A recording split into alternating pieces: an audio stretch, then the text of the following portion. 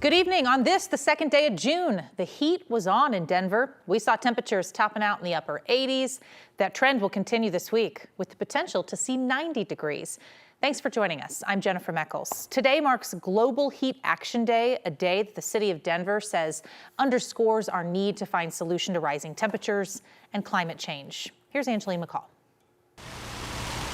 It's the start of the year when you need some relief from the heat. We came out here to splash around. Brad Thorberg knows a perfect summer day for his 4-year-old daughter is one spent in the water. It's getting close to too hot.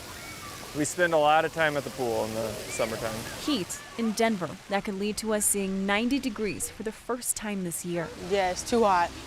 Too hot. If not water, Dejanay Rouse will find something else to cool off. Hot in-house, AC, fans. What marks the start of the heat this week is also Global Heat Action Day. We're trying to shine a light on the fact that one of the major impacts of climate change is increased days of extreme heat.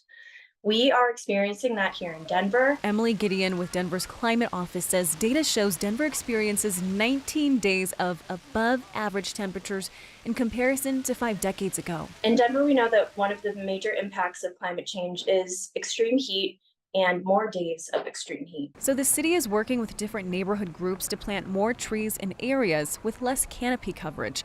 They're also offering home energy rebate programs to cool homes and provide cooling centers for those in various who need ways. We're trying to keep people cool and safe in the short term, and we're also really trying to work to reduce pollution and tackle climate change so we can protect our city in the long run. When the city is looking for more solutions, the people here are looking for their own ways to stay cool too. She loves the water, so this is fun for her. Come down and cool off. If you want any information about the rebate programs or other resources offered by the city, we'll have all of that information available on our website with the story at 9news.com. In the studio, Angeline McCall, 9 News. Angeline, thank you. Storms steered clear of the metro area tonight, but for some people, they were still popping up out on the eastern plains. Our Corey Reppenhagen was out chasing. He caught some hail about 1 inch in diameter falling just north of Stratton.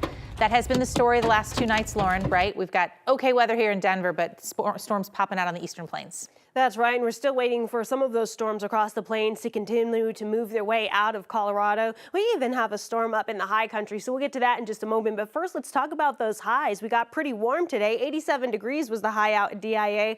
Most of the front range at Eastern Plains saw upper 80s to lower 90s. We made it all the way to 96 degrees down in Pueblo. Gosh, that's hot. 60s and 70s in the high country, 80s and 90s across the western slope. Now, as we move over to our HD Doppler radar, we have 2 separate storm areas that are still active. One of them, of course, being across the eastern plains, where central and northern portions of the plains still seeing some light showers to isolated storms. These aren't too strong, but they are dropping a good amount of water, some gusty winds, lightning, and thunder. You can see one little storm over Burlington with some showers just north of that, then another storm near Akron. All of that will continue to push its way eastward.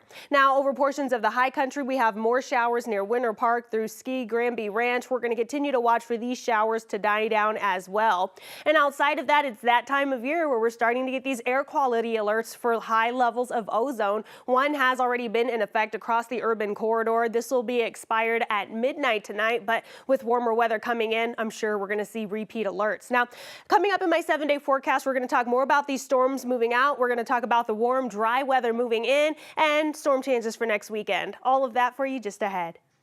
Thank you. The Jefferson County Sheriff's Office says a man has died tonight after being pulled from Chatfield Reservoir today. The call for a water rescue came in around 4:30. Person had gone underwater and never resurfaced. Officials with South Metro Fire say he was underwater for 50 minutes before they eventually pulled him out. The Grand County Sheriff's Office says one man is dead and another is still missing after their raft capsized in the Colorado River. This happened in the Yarmany Rapids area yesterday, about 2 hours west of Denver near Cottonwood Peak. The sheriff's office says somebody reported a man in the river who wasn't breathing. First responders gave him CPR, but he later died. The coroner's office has identified him as 56-year-old Brent Bolter from the Aurora area. And deputies say 61-year-old Thomas Russell from Littleton is still missing. He was last seen wearing a blue fishing shirt and khaki shorts. They were not wearing life jackets. Crews continued looking for him today. They have not yet found him. With multiple water rescues this weekend, 9 News reporter Janelle Finch tells us what the river conditions are like right now as warm weather brings more people to Colorado waters. Water experts say this is peak runoff season for our state rivers, which means that runoff is creating faster moving waters, which can be fun for summer activities, but also just as dangerous. On a summer day, a dip in the water is a guaranteed way to cool off. But getting in can sometimes be easier than getting out. So more water in the river can mean more fun, more rapids to navigate. It can certainly be a wonderful thing. It can also be dangerous. James Eklund is a water attorney. He says snowmelt into Colorado rivers produces stronger flows of water. The Colorado River, where the accident happened yesterday, is running at about 1,300 cubic feet per second. So more than double what you've got going on here. Saturday, the Grand County Sheriff's Office says 3 people fell out of their raft on the Colorado River.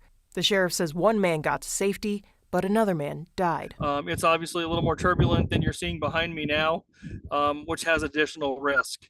The key to any of our waters is to always wear a life vest. Life vest, those personal flotation devices, are a saving grace up here. They're still looking for one missing rafter in the group. But it'll be kind of a day-to-day effort.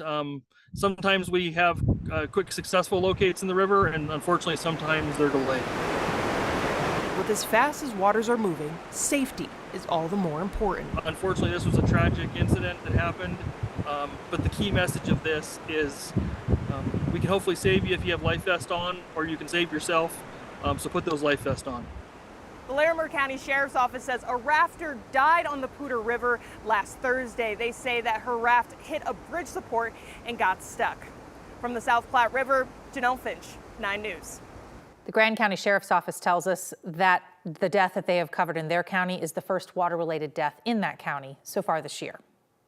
Logan County leaders are still cleaning up flooding tonight in parts of Sterling. The emergency manager there says they were able to put some sandbags around homes they had to evacuate. The county says the water from yesterday that has already gone down quite a bit so far. They're pumping out the rest, so a lot of folks have been able to go back home. They're holding on to some farm animals until next week, though, and a couple county roads are also still closed.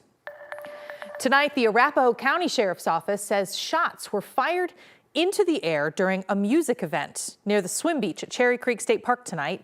Deputies say several hundred people were out there at that event. Luckily, nobody got hurt. The crowd quickly dispersed. The sheriff's office says 2 men were taken into custody.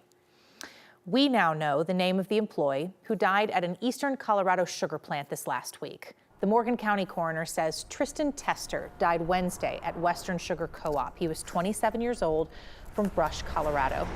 Now, we're still waiting on the official cause of death from the autopsy report, but deputies say that employees were likely exposed to hydrogen sulfide gas while they were working in a utility building. 4 other employees and 2 firefighters were treated at a hospital. Tomorrow, Miles Halford will be back in court. This is for an arraignment hearing. Hartford owned the Apollo Funeral and Cremation Services in Littleton. It closed in September of 2022, and that same year, his funeral home's license expired. Hartford was arrested in February and now faces charges for allegedly leaving a woman's body in a hearse for a year and a half outside his home and giving her family someone else's remains. Investigators also found remains of at least 30 people at the home he rented.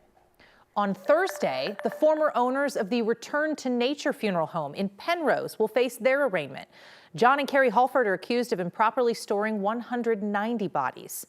They'll appear in El Paso County Court Thursday, and these state charges they'll face on Thursday are separate from the federal charges the couple also faces. They've already pleaded not guilty to pocketing nearly $900,000 in federal pandemic relief funds. This morning, the new eastbound I-70 Mount Vernon emergency escape ramp opened east of Genesee. It's one of those runaway truck ramps. CDOT worked over the last 6 months to make that ramp more visible for truck drivers, just in case there's an emergency, like the brakes aren't working or they got mechanical problems. Back in 2019, a semi-truck driver lost control of his brakes and slammed into stop traffic, killing 4 people in the Denver area. He did not use the runaway ramp available. CDOT hopes that the ramp's new improvements will encourage other truck drivers to use it.